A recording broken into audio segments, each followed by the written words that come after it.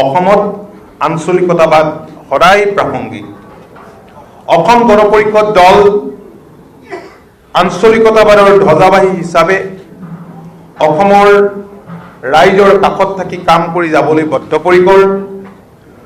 ৰাজ্যখনৰ উন্নয়ন আৰু বিকাশৰ এই যাত্ৰা অধিক ত্বৰান্বিত কৰাত নতুন বছৰটোত বলিষ্ঠ ভূমিকা গ্ৰহণ কৰিব অসম গণ পৰিষদ দলে।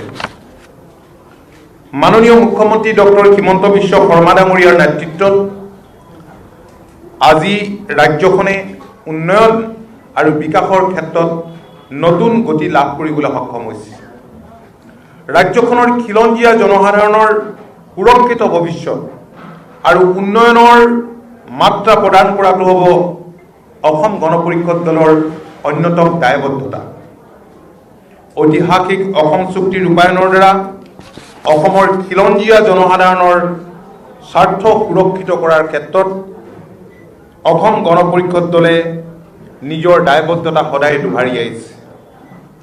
অসম চৰকাৰে ইতিমধ্যে অসম চুক্তি ৰূপায়ণৰ বাবে কেইবাটাও গুৰুত্বপূৰ্ণ সিদ্ধান্ত গ্ৰহণ কৰিছে যে 2024 বৰ্ষটো হ'ব অসম গণ পৰিষদ দলৰ ৰাজনৈতিক শক্তি বৃদ্ধিৰ বছৰ।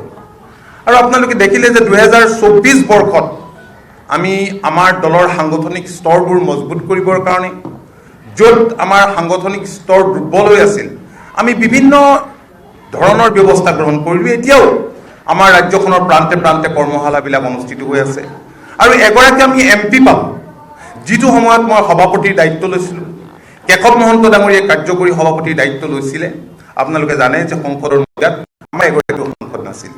আজি দুগৰাকীকৈ আজি ৰাজ্যসভাত আমি সাংসদ পাইছোঁ, লোকসভাত আমি সাংসদ পাইছোঁ, দুগৰাকী আমাৰ সাংসদ আছে। ঠিক তেনেকৈ মই কৈছোঁৱেই মোৰ বক্তব্যত মই খন্তেক আগতে উল্লেখ কৰি গৈছোঁ যে আমাৰ ৰুট সমগ্ৰ ৰাজ্যব্যাপী আছে, সমগ্ৰ ৰাজ্যব্যাপী আমাৰ ৰুট আছে আৰু এই ৰুটবিলাকত যদি সঠিকভাৱে সাৰ পানী দিয়ে তেতিয়াহ'লে নিশ্চিতভাৱে অগপ লগ হৈ উঠি আহিব। গতিকে আমি দলৰ সংবিধান মতে দলৰ নীতি নিয়ম মতে আমি দল চলাম।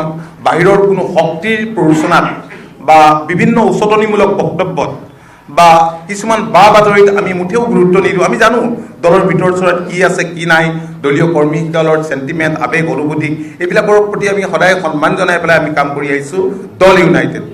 আৰু দলে কোনো ধৰণৰ বিশৃংখল দলৰ মাজত হ'বলৈ নিদিয়ে। দলে কিবা বিশৃংখল হ'লে সেইখিনি দলে যেনেধৰণে সাংবিধানিকভাৱে ব্যৱস্থা ল'ব লাগে ল'ব। অসমত অসম গণ পৰিষদে একমাত্ৰ আঞ্চলিক ৰাজনৈতিক দল, ৰাইজৰ তেজেৰে গঢ়া দল। হয়, দলটোৱে যোৱা সময়ছোৱাত কেতবোৰ হয়তো ৰাইজে আশা নকৰা ধৰণৰ কাম কাজ কৰাৰ বাবে ৰাইজৰ পৰা কিছু দূৰত গ'ল আৰু সেইকাৰণে আমি বিভিন্ন সময়ত বিপৰ্যয়ৰ মুখামুখি হ'বলগীয়া হৈছিল। কিন্তু আজি লাহে লাহে পৰিৱেশ পৰিস্থিতি সলনি হৈছে। আমি নতুন প্ৰজন্মৰ কাৰণে আমি দুৱাৰ খিৰিকী খুলি দিছোঁ।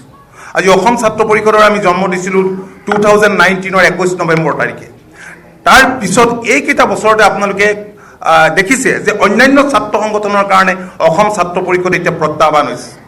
আজি গুৱাহাটী বিশ্ববিদ্যালয়ৰ PGSUত কটেজ কৰি এইবাৰ ছাত্ৰ পৰিষদৰ কৰ্মীয়ে এইবাৰ জেনেৰেল ছেক্ৰেটাৰী পদত অধিষ্ঠিত হ'বলৈ সক্ষম হৈছে, ছাত্ৰ ছাত্ৰীয়ে সমৰ্থন জনাইছে। ঠিক তেনেকৈ ৰাজ্যখনৰ বহুত শিক্ষানুষ্ঠান সম্ভৱতঃ 200 মান হ'লগৈ, বিভিন্ন শিক্ষানুষ্ঠানত ছাত্ৰ পৰিষদৰ প্ৰতিনিধি জয়লাভ কৰিবলৈ সক্ষম হৈছে আৰু কিছুমানত পৰাজয় বৰণ কৰিছে, যদিও কম ভোটত পৰাজয় বৰণ কৰিছে আৰু প্ৰায়বিলাক শিক্ষানুষ্ঠানতে সাংগঠনিক স্তৰবোৰ গঢ়ি তোলা হৈছে। গতিকে মই বিশ্বাস কৰোঁ যে নতুন প্ৰজন্মৰ আগমনে অসম গণ পৰিষদ দলৰ ভেটি অনাগত দিনত মজবুত কৰিব। দলৰ পতাকাখন